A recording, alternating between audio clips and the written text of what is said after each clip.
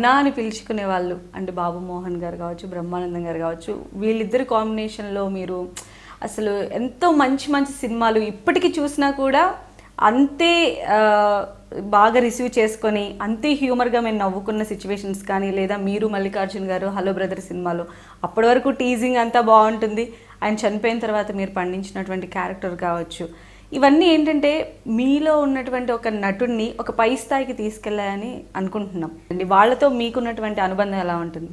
బ్రహ్మానందం, బాబుమోహనం మంచి టైమింగ్ ఉన్నటువంటి ఆర్టిస్టులు అండి. ఇప్పుడు లేకపోతే నేను 10 సంవత్సరాలు బాబుమోహన్ ఇంచుమించు నాతో కలిసి బాగా సినిమాలు చేసాం.